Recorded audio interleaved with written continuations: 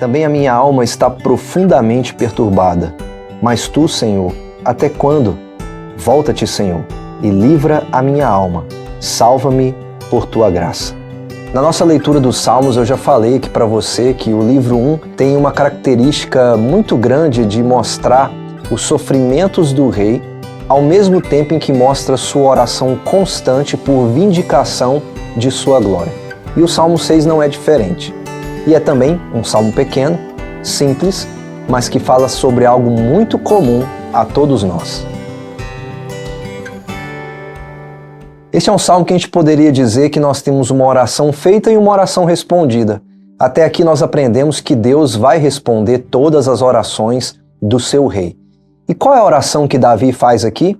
Nos versículos de 1 a 7, nós observamos então a oração feita pelo rei. E essa oração começa de uma maneira muito curiosa, porque Davi começa no versículo 1 falando sobre a ira e o furor de Deus, para que Deus não o repreenda na sua ira e nem o castigue no seu furor. E quando nós vemos o castigo e a ira de Deus, nós logo imaginamos que Davi provavelmente cometeu um pecado gravíssimo para que ele pudesse se ver digno ou merecedor da ira de Deus. Mas quando nós observamos o Salmo como um todo, a gente vê que não há nenhum pecado específico aqui sendo confessado por Davi. Nós sabemos que existem pecados específicos que podem gerar consequências específicas. Mas o que Davi enxerga aqui é que todo sofrimento é resultado do pecado. Não de um pecado específico, mas por causa de nossa própria natureza pecaminosa. Ou seja, desde que o pecado entrou no mundo, nós vivemos sofrimentos que são resultados desse pecado no mundo. O que Davi faz aqui é simplesmente, como cabeça do povo de Deus,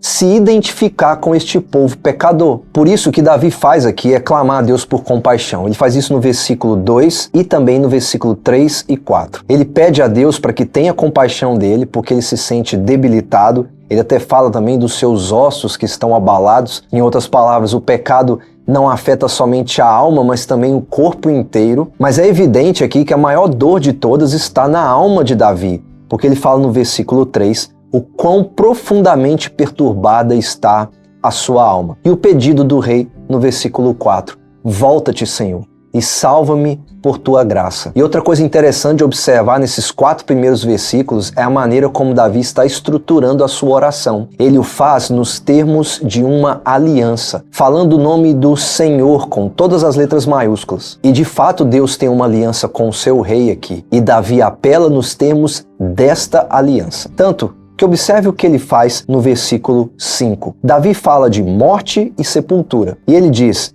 que na morte não há recordação de Deus. E também na sepultura, quem dará louvores a Deus? Existe aqui uma urgência na oração que é feita pelo rei. O rei pede para que Deus o faça enquanto ele está vivo, para que os seus inimigos e os seus adversários possam ver que Deus tem um compromisso pactual com ele e assim possam render louvores a Deus que preservou o seu rei. E aí nos versículos 6 e 7 nós vemos que a realidade do rei é o choro constante. Ele fala das lágrimas que alagam a sua cama e de seus olhos já cansados por causa dos seus adversários. Essa parece uma realidade muito triste para o rei com quem Deus tem uma aliança. Mas o ponto aqui é a maneira como Davi está fundamentando a sua oração. Ele o faz, sim, nos termos dessa aliança de Deus, de um amor leal, misericordioso e cheio de graça para com o seu rei. E aí, como em muitos outros salmos, a realidade triste encontra um ponto de virada na vitória final que vem nos versículos 8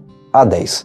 Quando da oração feita pelo rei, nós encontramos a oração respondida. Eu disse que nesse salmo nós poderíamos dizer que oração feita é oração respondida. De fato, neste salmo nós poderíamos dizer que oração feita nos termos da aliança de Deus é oração respondida por Deus. Mas mais uma vez nós temos aqui a realidade de que Deus não negará nenhuma oração feita pelo seu rei ungido. E Davi aqui tem essa convicção. Se você olhar para o versículo 8, há uma grande mudança aqui, porque se lá no versículo 4 Davi começa falando volta-te, Senhor, agora a realidade muda. No versículo 8 com apartai-vos de mim todos os que praticam iniquidade, e no versículo 10 retirem-se de súbito, cobertos de vergonha. De uma tristeza de um rei que sente profundamente perturbações em sua alma para a plena certeza de que Deus vai responder a sua oração. E como nós sabemos que a oração do rei é respondida aqui nos versículos 8 a 10, se o rei orou nos termos da aliança, Deus vai responder nos termos da aliança. E novamente, Davi usa a palavra Senhor com todas as letras maiúsculas para dizer que ele ouviu a sua súplica e acolheu a sua oração. Nenhuma oração que o rei de Deus faz é desprezada pelo Senhor. Todas o Senhor ouve e todas o Senhor acolhe. No final deste salmo nós temos aquela realidade de tristeza e perturbação constante sendo transformada aqui em uma grande vitória, quando o rei não só tem as suas orações acolhidas pelo Senhor, como vê agora os seus inimigos perturbados e batendo em retirada, cobertos de vergonha.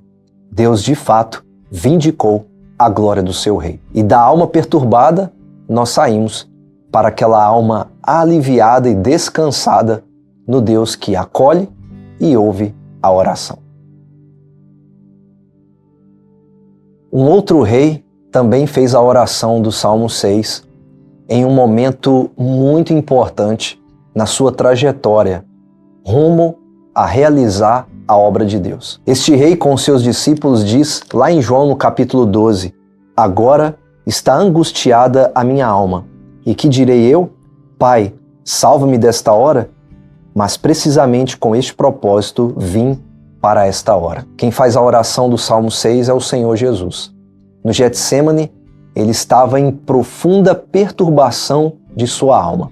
Angústias da morte o cercavam. Ele via a onda da ira de Deus vindo sobre ele com todo o seu castigo e furor contra o pecado. Mas diferente de Davi, não há nenhuma suspeita de falha em Jesus. No Salmo 6 nós encontramos um rei que aparentemente não fez nada de errado e que não merece a ira e o furor de Deus. Mas em Jesus Cristo nós não temos apenas a aparência ou a ideia de inocência. Nós temos a própria inocência em toda a sua realidade, porque de fato Jesus não fez nada para merecer a ira e a punição de Deus vindo sobre ele. E na sua oração, pedindo, se possível, afasta de mim este cálice, mesmo que Jesus clamasse pela salvação que viesse da parte de Deus, para que pudesse tratá-lo com compaixão, ele ao mesmo tempo se submeteu à vontade do Senhor, dizendo que não fosse feita a vontade dele, mas sim a vontade de quem o enviou. E assim Deus não tratou com compaixão e nem com graça o seu Filho, o enviando para uma cruz, para que o nosso Salvador pudesse receber em seu corpo a punição pelo nosso pecado, punição essa que nós merecíamos, mas que ele assumiu o nosso lugar ao dizer sim para a cruz. E mostrar para nós que não importa o quão perturbada seja a nossa alma, nós podemos encontrar descanso quando oramos em nome daquele que nos salvou. Pois Jesus nos ensinou a orar em seu nome, porque essa é a única razão pela qual Deus ouve a nossa oração e acolhe os nossos pedidos diante dele. Então o que esse salmo tem a ver conosco e que tem de comum com todos nós é que todos nós somos pecadores e todos nós merecemos a punição e a ira de Deus. E que nós também podemos ter a nossa alma perturbada e a nossa cama encharcada com as nossas lágrimas, mas que podemos ouvir o convite do Rei que nos chama a descansar nele, pois através do Senhor Jesus, a nossa oração pode ser recebida e a nossa oração pode ser acolhida pelo Senhor. E diferente de Davi, que fala no Salmo 6 que a morte e a sepultura não dão louvores e glória a Deus, o Senhor Jesus enxergou claramente que somente através de sua morte e através de sua ressurreição, de uma sepultura vazia, o nome de Deus, sim, seria glorificado e todos os que creem dariam louvores a Ele. A morte e a sepultura vazia é onde vemos exatamente a manifestação da glória vitoriosa de Deus. E assim como o Salmo 6 termina com uma grande vitória com os inimigos cobertos de vergonha, assim também termina a história do nosso Salvador, com o apóstolo Paulo falando em Colossenses 2,15, que na cruz todos os nossos inimigos foram expostos à vergonha, e todos eles derrotados pela obra do Senhor Jesus Cristo. Então sim, você é um pecador, e você merecia a justa ira e punição de Deus, mas porque o Senhor Jesus assumiu o seu lugar, sendo o seu cabeça, se identificando com todos nós pecadores, mesmo sem ter cometido crime algum, pagou por pecados alheios, pecados que nós cometemos. E assumindo o nosso lugar, nós podemos então nos unir a Jesus em seus sofrimentos, mas também podemos nos unir a Ele na certeza de que nossas orações são recebidas e acolhidas por Deus, porque oramos em seu nome. E se as orações do Rei Jesus são ouvidas e respondidas por Deus, se oramos em seu nome, nossas orações também são acolhidas e respondidas pelo Senhor. E assim nós podemos experimentar da parte dele a melhor coisa que podemos ter, a sua compaixão e a sua graça. Bendito seja o Senhor que nos salvou por sua graça em Jesus Cristo, quando suportou em nosso lugar todos os nossos pecados. Louvamos ao Senhor que não nos trata segundo as nossas falhas, mas segundo a sua graça em Jesus Cristo. Ouve a nossa oração, acolhe o nosso lamento e responde a nossa oração. Em nome de Jesus. Amém.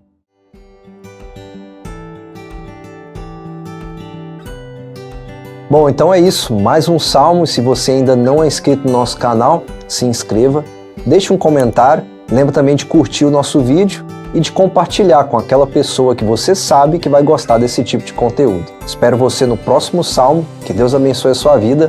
Um grande abraço e até a próxima.